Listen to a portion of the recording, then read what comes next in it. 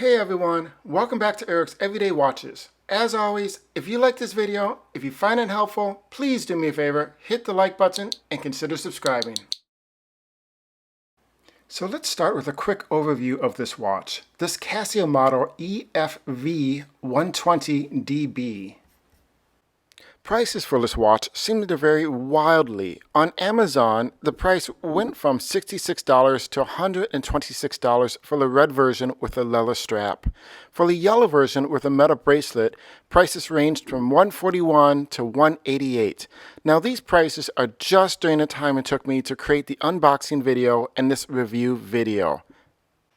As of today, on eBay, the yellow version is currently selling for $77 and the blue version is currently selling for $45. If you decide you're interested in this watch, I would personally suggest trying to pick one up for around $50 to $70. It was first available in 2019. It's a quartz watch using the Miyota movement 5507, and that's going to give you an estimated battery life of 36 months. Now this case is very angular and a bit unusual because there is a bump out on the left hand side near the 9 o'clock position. Unlike the crown guards at the 3 o'clock position, this is purely for aesthetics. While it's not easily visible when looking straight down on it, I did notice it when I was wearing the watch on an everyday basis. And I found that the fact that this bump out is similar in size and shape to the crown guards, but it's not identical. This asymmetry actually bothered me. I felt like it was just always a little off. Had they either made this identical to the crown guards or visually obvious that they did not intend to do so, I don't think it would have bothered me. Perhaps this would not be an issue for you. The case and metal bracelet is mostly brushed, with the sides being a polished finish. I found this to be a really nice balance in everyday use because it prevented unwanted fingerprints while still giving the watch a somewhat of a refined feel to it. Now the edges on the top are nicely rounded off. The bottom edges are not quite as well finished, and they are a little sharper, although not nearly as sharp as a Vostok. Where the bracelet attaches to the case, it is not 100% flush.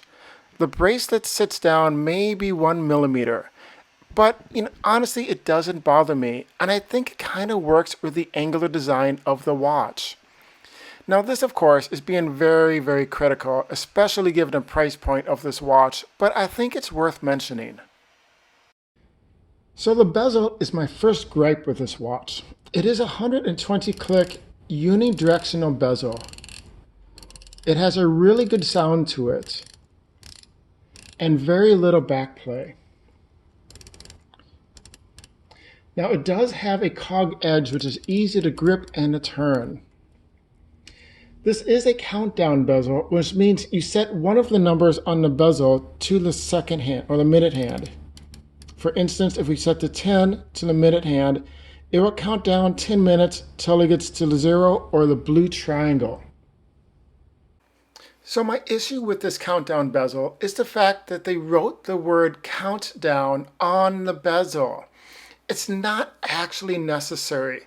It reminds me of when Renault added Le Car to the side of the Renault 5 car for the American market back in the 1970s.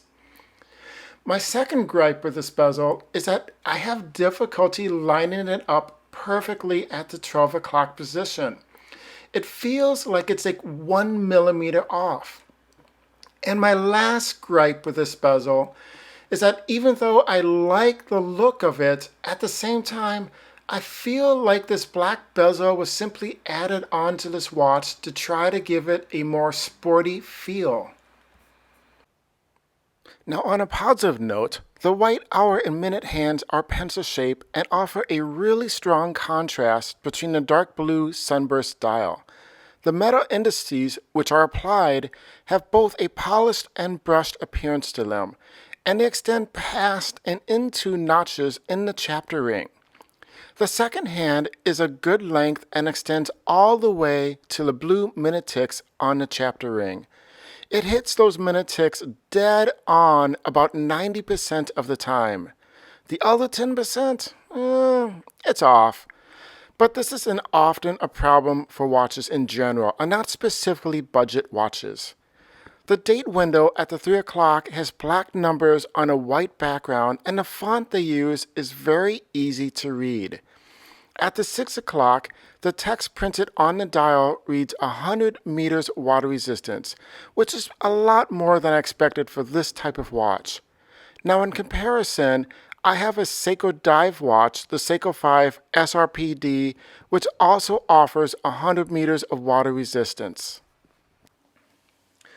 The metal band is a folded link bracelet, which I think is perfectly acceptable given the fact that you can now pick up this watch for under $100. For a watch that may have sold closer to $200 when it was first introduced, I am a little surprised that it did not come with solid links.